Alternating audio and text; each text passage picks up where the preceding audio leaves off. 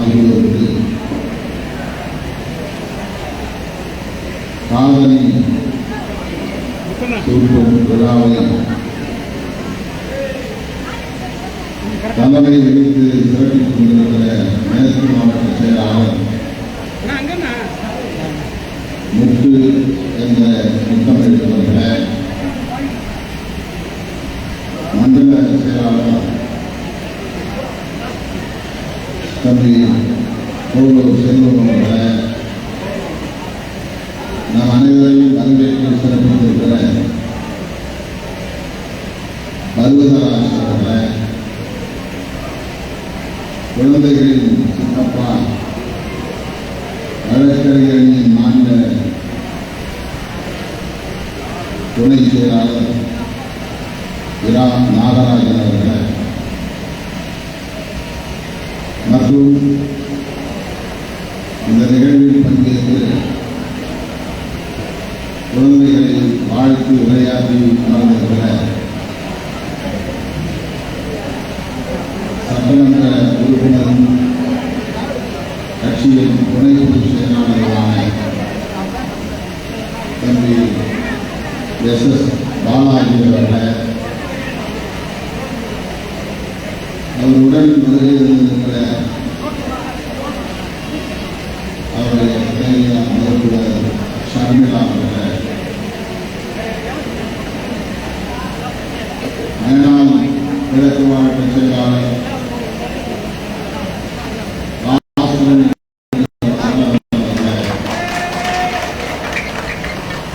மற்றும் இயக்கத்தின் முன்னோடிகள் மூத்த பொறுப்பாளர்கள் பீகா அம்பேத்கரன், மேத்தா ரமேஷ், கவிஞர் வெண்ணிலவன், மாவட்ட செயலாளர்கள் வளர்ந்து அசுரவடி நீட்டம் மதியழகன் ஆகிய தோழர்கள் மற்றும் திராவிட முன்னேற்ற கழகம் உள்ளிட்ட தோழமை இயக்கங்களை சார்ந்த முன்னணி பொறுப்பாளர்களை, நமது கட்சியின் மாவட்ட ஒன்றிய நகர பேரூர் நிர்வாகிகளை, மாநில பொறுப்பாளர்கள் மற்றும் பேரவையை சார்ந்த முன்னணி தோழர்கள்,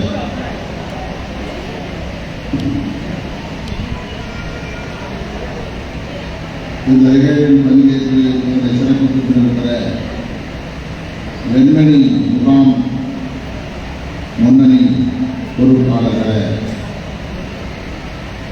நன்றியுரை ஆற்றுகிற பூவரசன், சந்திரசேகரன், மேதா ஆகிய தோழர்களை, திரளாக கூடியிருக்கிற என் உயிரின் உயிரான உங்கள் அனைவருக்கும் என்னுடைய கனிவார்ந்த வணக்கத்தை தெரிவித்துக் கொள்கிறேன். நண்பர்கள் 1 மணிக்கு இந்த நிகழ்வு நடப்பதாக அறிவிக்கப்பட்டிருந்தது. ஆனால் நாம் 5:30 மணிக்கு மேல் இந்த நிகழ்வை தொடங்கியிருக்கிறோம். ஏறத்தாழ 4.5 மணி நேரம் காலம் தாண்டி தொடங்க நேரத்தில் காலையில் 9 மணிக்கு நாங்கள் எங்கள் பயணத்தை தொடங்கினோம். திண்டிவனத்திலிருந்து வழக்கம் போல திண்டிவனத்திலேயே ஏராளமான தோழர்கள் வந்து சூழ்ந்து கொண்ட நிலையில் அவர்களிடமிருந்து விடைபெறுவதற்கே 11 மணிக்கு மேல் ஆகிவிட்டது. பின்னர் செஞ்சியிலே ஒரு இல்ல திறப்பு விழா,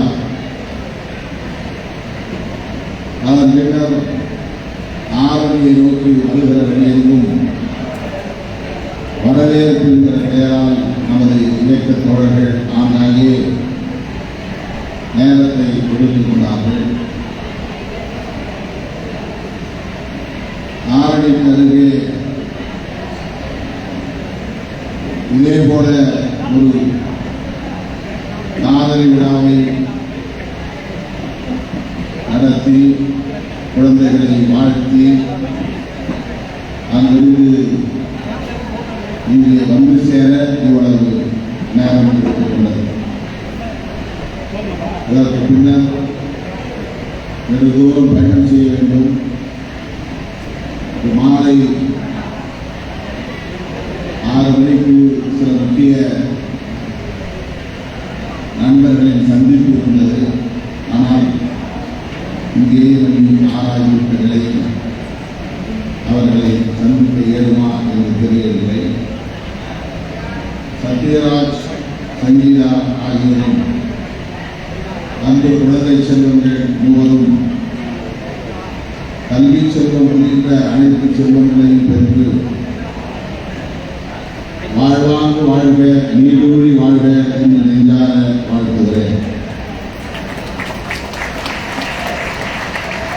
அவர்களின் குடும்பத்து பிள்ளைகள் மட்டுமின்றி உங்கள் வீட்டு பிள்ளைகளும் கல்வி செல்வம் உள்ளிட்ட அனைத்து செல்வங்களையும் பெற்று வாழ்வாங்கு வாழ வேண்டும் என்று மனமாக வாழ்த்துகிறேன்.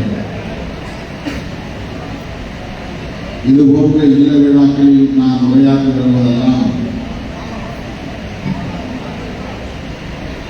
எத்தனை குழந்தைகள் பெற்றிருக்கிறோம் என்பதை விட பெற்ற குழந்தைகள் அத்தனையும் படிக்க வைக்க வேண்டும் என்ற வேண்டுகோளை முதன்மை செய்தியாக நான் சொல்வது.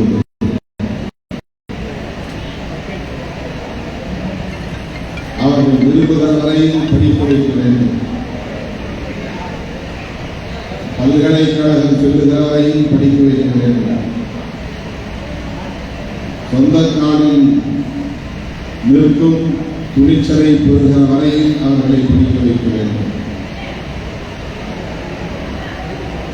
குறிப்பாக பெண் பிள்ளைகள் 12ஆம் வகுப்பு வரை படித்தால் போதும் என்கிற ஒரு பொதுவான உலகில் நம்முடைய சமூகத்தில் இன்னும் நீடிக்கிறது. அந்த எண்ணத்தை மாற்றிக்கொண்டு பெண் பிள்ளைகளையும்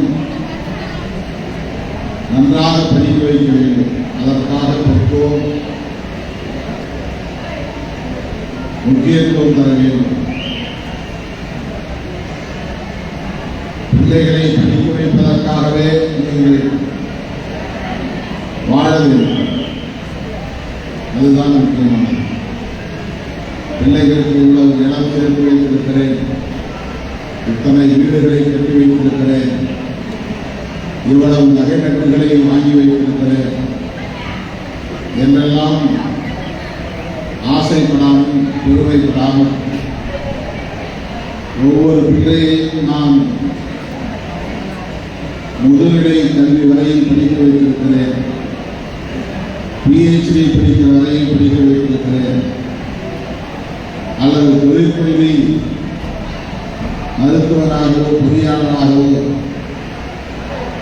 படிக்க வைத்திருக்கிறேன், வழக்கறிஞராக ஆக்கியிருக்கிறேன் என்று சொல்லக்கூடிய வகையில் பிள்ளைகளின் கல்வியிலே பெற்றோர் கவனம் செலுத்த வேண்டும். அதை விட ஒரு பாதுகாப்பு எதுவும் சொந்த காலில் இருக்கிற துணிச்சலை தரும், தன்னம்பிக்கையை தரும், தலை நிமிர்வை தரும், மற்றவர்களுக்கும் வழிகாட்டக்கூடிய வலிமையை தரும். ஆகவே எவ்வளவு பொருளாதாரத்தை சேர்த்தாலும் அதனால் கிடைக்கிற வலிமையை விட கல்வியால் பெறுகிற வலிமை 1000 மடங்கு புரியும். பிள்ளைகளை நன்றாக படிக்க வைத்துவிட்டால் நாம் அதன் பிறகு அந்த பிள்ளைகளை பற்றி கவலைப்படவே தேவையில்லை. அவர்கள் பல பேருக்கு வழிகாட்டுவார்கள், துணை நிற்பார்கள். நம்மையெல்லாம் மனிதர்களாய் தலைநிமிர வைத்த நம்முடைய மகத்தான தலைவர் புரட்சியாளர் அம்பேத்கர் அவர்கள் இரவு பகலாக படித்தார், கண் துஞ்சாமல் படித்தார். ஒரு நாளைக்கு 20 மணி நேரம் படித்தார். சிலபஸ் என்கிற பாடத்திட்டங்களை தாண்டி அவருடைய அறிவு வேட்கையை தனித்துக் கொண்டு வகையில் சமூகவியல், பொருளாதாரம், தத்துவம், வரலாறு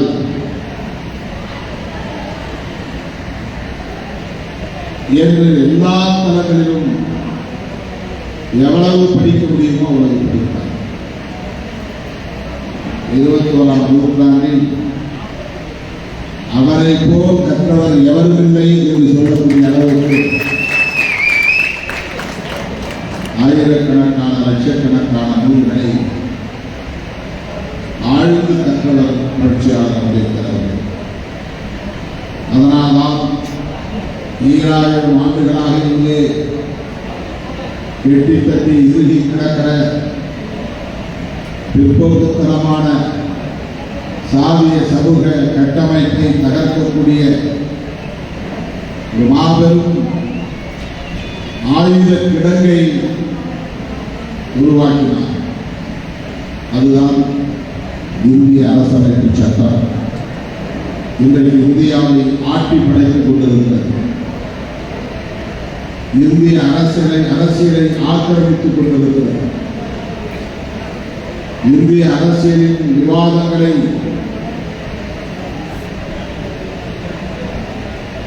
பழைய இந்தியா வேண்டுமா, புதிய இந்தியா வேண்டுமா என்ற வகையில கூர்மைப்படுத்திக் கொண்டிருக்கிறது. இந்திய அரசியல் சக்திகள் அம்பேத்கரின் சிந்தனைகளுக்கு ஆதரவானவர்கள் ஒருபுறம், அம்பேத்கரின் சிந்தனைகளுக்கு எதிரானவர்கள் ஒருபுறம் என்று 2 அணிகளாக பிரிந்து நிற்கிறார்கள். எண்ணற்ற பல கட்சிகளாக இருக்கிறார். ஆனால் உண்மையிலே 2 கட்சி தான்.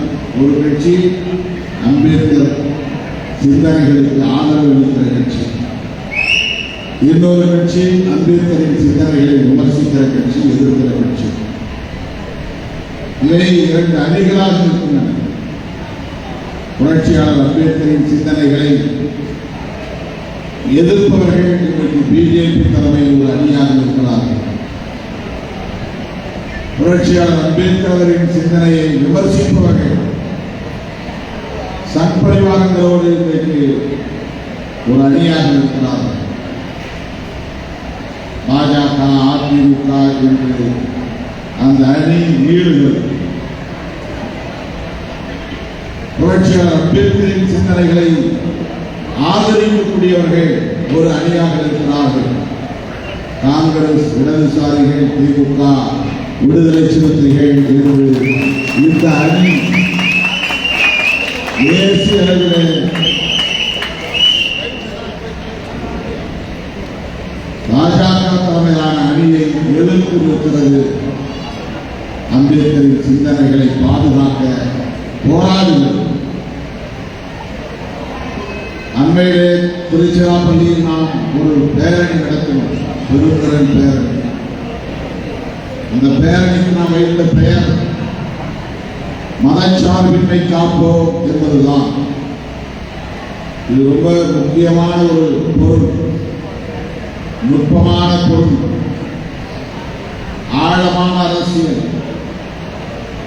இந்திய அரசியல் இதை மையமாக வைத்துதான் இயங்கிக் கொண்டிருக்கிறது. அம்பேத்கர் முன்மொழிந்த அரசியலை வெவ்வேறு பரிமாணங்களில் நாம் பேச முடியும். ஆனால் எல்லாவற்றையும் தொகுத்து ஒரு சொல்லில் சொல்ல வேண்டுமானால் புதிய இந்தியாவை கட்டமைப்பதற்கு அவர் முன்வைத்த மிக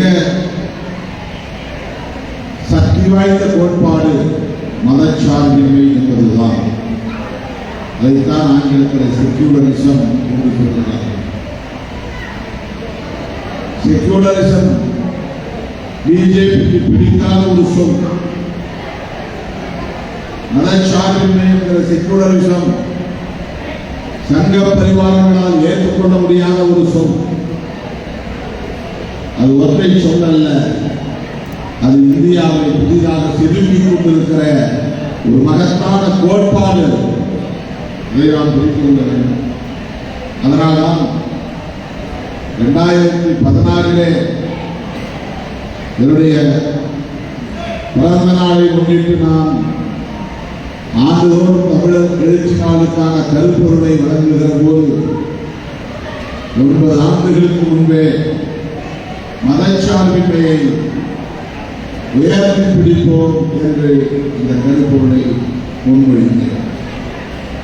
ஆனால் 10 ஆண்டுகளுக்கு பிறகு மீண்டும் அதே கருப்பொருளை நாம் இன்றைக்கு முன்மொழிகிறோம்.